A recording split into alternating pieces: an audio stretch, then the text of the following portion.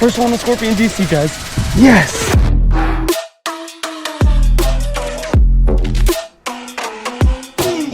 What's going on, everyone? Welcome back to the Weston Smith channel. Today's video is going to be so sick. We have been waiting for this reel for months. We pre-ordered this thing and it is finally here from Japan. That is right, y'all. It is the brand spanking new 2021 year model Scorpion DC. This is like insane. Our first ever Shimano reel was the Scorpion DC, but it was the original, well, not the original, but I think it was the 17. So that was my first Shimano, and then it just evolved from there. You know, after you get into the quality of that Shimano Daiwa realm, it's tough going back to anything else you've fished. Reels that start breaking, budget stuff, you should always start with and then upgrade to something like this in the future. By the way, if you guys want to grab this thing, links to the best places to shop for it are going to be at the top of the description. But I just wanted to unbox it in today's video, give you guys a full instant review on the thing, right? Not like a 6-month review. We're not that far yet. We will probably follow up with something like that in the future, but I can guarantee based on previous Shimanos and the other Scorpion DC, the thing's going to last. We are also going to be fishing this reel tonight. I'm at a juicy spot, hoping to get on some top water tonight for you guys, but also I want to test this DC breaking capability, and we're going to do that by throwing out some light baits. We're just going to throw like a Ned rig out. We're going to do this, that, and the other. We're going to have some fun. We're going to showcase this thing. Let's go ahead and get into it. All right, everyone, we are jumping in right here by the ponds in the Subaru, going to showcase the Scorpion DC. Right away, I'm noticing there is zero English on the user manuals. That's funny. It looks a lot different than the previous year too. I brought our last one, the 17. I'm gonna show you guys. The review we posted of that 2017 Scorpion DC is actually my highest viewed video. First and foremost, you're probably noticing the absolutely sick like tricolor scheme. Red, black accents on that like gunmetal frame. It is absolutely beautiful. So we got the XG in right-handed, primarily because I believe when it went to those pre-orders and they went on sale, that was like all we could get. So we got the 8.5 to 1 gear ratio, which means the spool spins 8.5 times for every full turn of the handle. I would say if you were just looking for something across the board that you could use with all your baits, grab the HG model, right? Left or right-handed. That would be either 150 for right-handed and 151 for the left-handed model. The odd numbers kind of designate left-handers for Shimano's lineup. So what have we got to say about this thing, man? Smooth beyond belief. We're not going to test out the drag yet. It says it's got 5.5 kilograms of drag, which if I'm not mistaken is probably like a 12-pound drag in pounds. I'll have to go ahead and find out that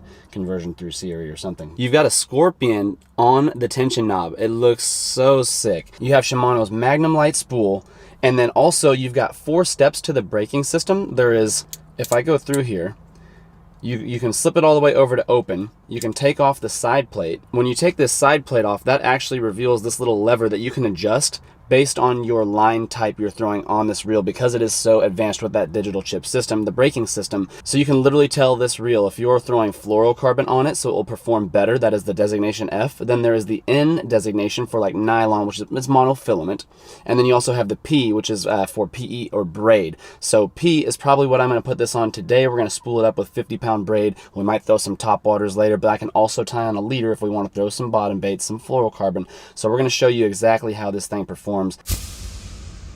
So now let's piece this bad boy back together, flip this to close, and then I'm going to move the brake dial from open to 1 being the least amount of brakes, 2, 3, 4, which is kind of like the max brake setting, but then you have an even more advanced setting. There's one more click. There is a W on the Scorpion DC. This is new. On the last generation, it was an A for automatic. Now it is a W for wind. So if it is really windy, you put it in the W setting, and that's going to give you the maximum amount of brake for this reel, and I can almost guarantee you're not going to get a backlash in that setting. I know that the IDC4 systems and something like the SLX DC or the Curado DC, feel free to correct me if I'm mistaken, I'm pretty sure those are all IDC4 systems. They don't have an automatic or a windy setting like these Scorpion DC reels do, and that comes in so clutch when it is windy out. You do not want to be getting bird's nests in the wind and just ruining your fishing experience. You want to go out there, have fun, catch fish, right? And that is what these reels allow you to do. This is what I love about it. It takes your mind off of it. You can just think about fishing. Of course, once you get great with your casting, you can throw out any reel, you can dial it in, you'll get max distance and the least amount of bird's nests, but this definitely helps. One thing I found out about this reel that I thought was interesting as well is that the XG, so the extra high gear ratio, this one that we ordered, actually has a longer handle by 6 millimeters. It is a 90 millimeter handle. But the two lower gear ratio models, including the HG and that one just below that, I'll go ahead and post its gear ratio up on screen, those two actually have like an 84 millimeter handle, so it's very subtle, right? Very subtle. But this one with that higher gear ratio is just wanting you to crank those fish in there a little bit more. They, the engineers over at Shimano, I guess, decided that that extra little bit of length is going to help you crank these fish in on this XG model. I thought that was pretty cool. I didn't actually know that until just recently. What I want to do for you guys now is spool this thing up and do a little bit of fishing and show you this thing in use. Hopefully we got a little bit of a breeze that we can cast into with some light baits to really test this thing. I'm going to toss it on the Guggen Squad Gold rod. I'm going to put it on the Go-To model. That is a 7-foot medium heavy fast action rod designed for the majority of baits in your tackle box. And tonight I'm going to be throwing a handful of different baits across multiple weight categories. We're really just going to test this thing out. Let's go ahead and get this thing spooled up. Man, I hope you guys have some kind of idea of how excited I am about this reel. Like this last Scorpion, she's definitely beat up. She's seen the pavement a few times. I mean, little clunky after 4 years. Might just be a little glimpse into the future on how this one's going to look in year 2025. But you know, time will tell.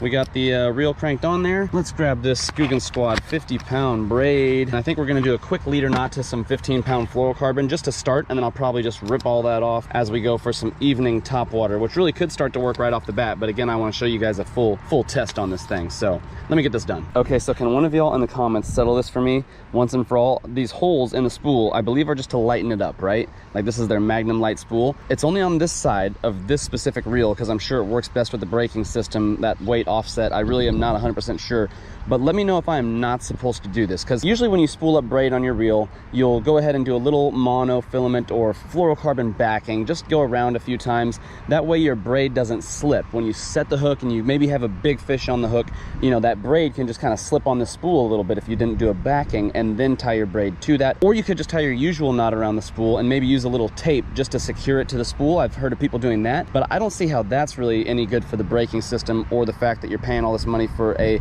Magnum light spool, it says. I thought it was magnesium light spool, but maybe that's just the MGL models, but this one said it has a Magnum light spool. Anyways, you see what I'm getting at here. I fed the braid through those holes and I'm now tying my knot to that, so theoretically it should never slip because it's like locked on the spool. Is this a good idea or a bad idea? Is this what those things are like, you know, partially made for, or just not at all? Is this unsafe for the reel? You know, over the years of fishing, I haven't really had anyone explain this to me, so please do in the comments. I know y'all keyboard warriors are going to chime in and say it's probably like going to destroy this thing, but I highly doubt that. All right, we got to get to fishing. Let's hurry this up. One thing you're going to have to do with new reels is make sure you tighten that drag. They keep it loose from the factory. It's best to store reels with your drag, like long-term storage with the drag backed off, not like, you know, everyday type of stuff. Let's get this braid out here. This isn't the best way to do it. It is just one way. It's also best to pinch your fingers around that line if you're doing it somewhat like this. That way your line goes on the spool nice and tight and your first handful of casts are not just absolutely terrible and you don't get a bird's nest right off the bat, despite the fact you paid big money for a DC reel. By the way, we paid like $350 for this thing, I'm pretty sure. It was like a $100 deposit when we initially reserved it in early February, and we just got it. It's not like the 4th of July weekend and we just got it, and the second payment after that $100 pre-order was, I believe, $250, which I think included the shipping. So yeah, I think we're all in for $350 on this guy right here. It's on like a $150 rod, so you're looking at like a $400 combo, and let me tell you what, she does look and feel like money. I love your car, man. Hey, thank you, appreciate that. I know this is a review on the reel, but if you guys are looking for a super easy leader knot, let me show you. I'm about to blow your minds. I literally learned this from Fishin' FL, a Florida fishing guide. When we were out there fishing with him, he catches big snook, all kinds of stuff on this knot. So before you question me on like its integrity and its strength and all that stuff, just know that it works for him, and he's like getting paid to catch big fish for a living, and he uses light leader lines. So anyways, what you do is you just get a short bit of line, and instead of, you've probably heard of the double uni knot, and maybe you use that as your primary leader knot. This is a single uni knot. Watch this. So you just get both pieces of line, have them overlap, you do a quick little circle, and then as long as you have a short bit of leader line, what you do is you just go around like 5 times, just kind of going through with your braid and your fluorocarbon or your monofilament. It's so funny. It's just one simple uni knot. I'm gonna do one more time. I'm just gonna go like 4 passes. We don't care. The reason you want a short leader is that way you're like just able to pull that line all the way through. So this is only gonna be applicable to like if you've got like, you know, a leader that's just a few feet maybe at most. So there we go. I've essentially just got one uni knot. It's like 5 passes. I'm gonna wet the line, and now I'm just gonna squeeze those tight. And that is literally it. It's just one uni knot. It's not a double uni. It's just extremely simple, quick. And Jason out there in Florida, who guides for a living, trusts it, so I do too. All right, y'all, we've got a weightless Texas rig tied on to start things off, and we've got top water to hopefully end here as the sun is setting. Let's toss these in the bag. Let's not forget our makeshift line cutters. Lock this puppy up, and it is time to test this thing out. So pumped. Game time, y'all. Slick, calm conditions. I'm gonna cast over there by those reeds to start. Just checking my drag, pretty tight. Check my tension. This is a weightless rig and it's falling really fast. So if you're just trying to dial in casts, I recommend tightening it up to where your bait drops slowly. That's a good place to start if you're newer to bait casters. And then you kind of back off as time goes on and you thumb it better when it hits the water, etc. So I'm tightening this thing up. There we go. Slow fall. Just a good place to start. We can max out cast distance here in a minute. And then I'm also going to put brakes. It's on that windy setting. I don't think I'm going to need it. We are throwing a light bait though, so let me put it on 3. So it's kind of like in the middle grounds, right? Let's throw this thing on 3. First cast ever with this reel. Nothing off camera. Let's see what happens. No, that was no thumb until it hit the water. Casted way out there like a dream. I can already tell I love this thing. Something to be said about those Shimano like knobs too, just like so much comfort. I know I'm hyping this up like it's a sponsored video, but literally the Scorpions I think are Devin and I's favorite reel. I'm probably working this a little too fast. I'm getting excited out here, man. I'm not even letting it sit. This is a weightless 5-inch lunker log. I mean, this thing's just gonna be falling ever so slowly. Green pumpkin. I could get hit by a bluegill, bass, big, small, anything in between. How sick would a frog be right here in this stuff too? Oh my goodness. We'll get to that here in a minute. Let me back off the tension just a hair, and I'm gonna go down to the 2 brake setting. I'm gonna see if we can't get a bird's nest with this DC. I'm barely gonna thumb it, but let's try and get some distance here and go across this pond. Oh my gosh. I basically hit the bank on the other side of this pond.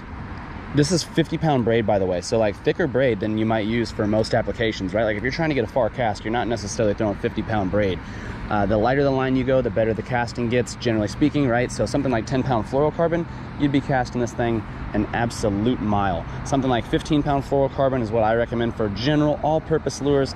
And then if you're talking about, you know, top waters and stuff, oftentimes most top water applications require braid or are best suited to braid.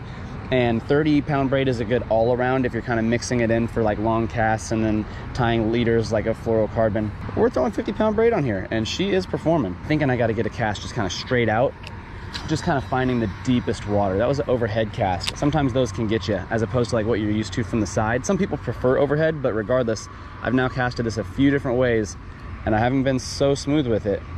And absolutely no bird's nest, man. Digital braking. One more time in case I didn't make it clear, the Scorpion models have that IDC5 braking system, like the very expensive Metanium DC. So you're getting a lot of quality for the price with this reel. I mean, I'm pretty sure Curado DCs still go for like $270. They've lost so much appeal to me since they've gone mainstream and they've got that IDC4 system. I'd rather have this. It's just like, you know, the SLX DC was introduced to the market to become that just cheap DC option. They just want to get something out there so that the masses could grab these things. But if you want something exclusive and just a beauty, of course I'm just out here bank fishing, but if you want to deck that boat deck out with some quality, oh my gosh. Like, just, I think I'm gonna need to make a move, by the way. I've been casting in this whole corner, haven't got any bites. I'm throwing literally one of the most finessey presentations you might throw on a bait caster with a 7-foot rod, and then I just got a bite. I don't think he's got it though. Wow, I just got a bite. That might have been a bluegill.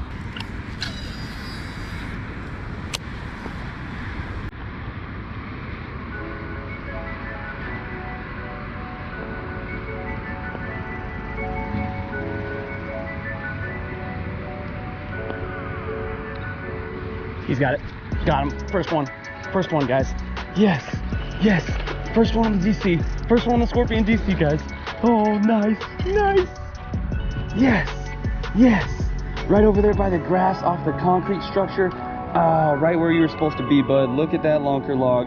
And on the new reel. Oh my goodness. Feels great. You could not ask for more. That's insane. Look at that solid chunker on the new, What a dream. We're gonna just get him right back in the water and go for another. See ya, bud. But since we got one on that light bait, now we can test out the top water. The sun is going down. I think we might be able to get a hit on a frog. I'm just gonna tie on one of my favorite subtle presentations, which is a walking frog versus a poppin'. Since there's low wind, I can work it in that strike zone a little bit longer, and I've just kind of shortened the legs on this guy. This is a Guggen Squad Filthy Frog. I like white bellies for clear water, and then I like the dark bellies for either like after dark or maybe in some more stained water. I usually have a black one in here, but regardless, like a darker belly for those stained water applications. That's typically what I do. So I'm gonna tie this guy up real quick. We're gonna chop off that leader knot, go straight braid, and we're gonna see if we can catch us a decent sized topwater fish on the new reel. All right, y'all, just got it tied on with our favorite knot, the Palomar knot. So I'd say 9 out of 10 times that's what I'm tying, unless it's like a real technique specific knot. Look at this, man. This looks like we're gonna catch a fish. My walk definitely suffers on a right-handed reel. I usually am working the rod with the right hand, but tonight I'm working it with my left hand since this is a right-handed reel. Again, Devin and I, oh, something rushed right over to it. He got it first. Wow. I literally just had a frog blow up the first cast over where I caught that last fish by the concrete and the grass. I didn't give him enough time. I didn't even like feel his weight, but holy smokes, he might come back for it. Just a nice slow walk in that same area. Wow, he didn't get hooked. So there's a good chance he may come back for it. Got a nice little cast under that dock. This would be a great place to target midday, but here at sunset, there might just be less fish kind of chilling under there. They might be kind of just more active on the move. All right, y'all, there's another pond in this community that has some bigger fish. So what we're gonna do is we not only handled the casting with the lighter baits, but now maybe we can test this thing against a big fish in another area. We can tell you how that drag works. So let's get over there. Seems like we're just getting small bites.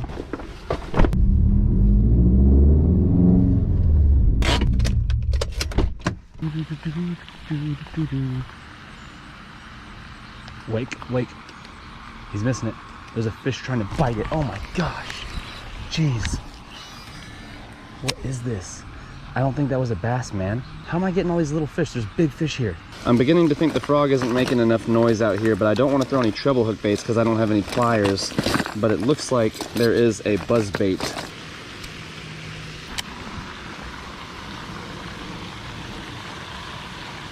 Got him. There we go. Nice. First fish on topwater tonight and first fish on the buzz bait for me, I think, all year. And he's going a little crazy, y'all. I think I figured out why I'm not connecting on these fish tonight. They're just all this big so far, but I know there's big ones in here. Second fish on the new reel. Feels good. We still got time to fish, and we're throwing the buzz bait. It's a good time. That was the perfect spot, right as I was passing in between the rock column there and then the grass on the right. That was just textbook. There might be a bigger one that's willing to chase now that I got that little guy out of there. Maybe a hungry, larger fish wants to follow it up. And the answer is no, but we're gonna find one. Oh my gosh, we just had a hit right there. Oh wow, right out in the middle. It's a little guy, but like that was unexpected. Man, I hyped this pond up for catching some little guys. I'm gonna loosen up the tension just a hair, and I'm gonna go to the 1 setting, and we're just gonna see if we don't get a bird's nest. Oh no, but this thing like hauls, it flies across the pond with those settings. We have now tested this thing out pretty much from maximum to minimum. I never put it on the windy setting just because it wasn't really applicable today. Well, safe to say there's no more light left. I think we are out of here, y'all. All right, you guys, we are back at the house. We had a ton of fun today. Sorry we could not secure a giant, but look, we caught a handful of fish on the new reel the first time out, an hour and a half before sunset, so I'm a happy camper. The Scorpion DC is linked down in the description if you want to purchase it. Remember, this is the brand new 21 model. The 17 model is now the previous version. If you guys want to grab this thing, be sure to check that link. Don't forget to drop a like on this video, and we'll catch you guys on the next one. Remember, if you have any further questions on the reel, go ahead and just drop a comment. I'm going to try to respond to as much as possible, and be on the lookout because we're going to start fishing with this a lot, and we're going to catch some bigs on it. Also, if you get this to 1,000 likes, guess what? We're going to grab another reel from Japan very soon. Thanks, y'all. See you next one.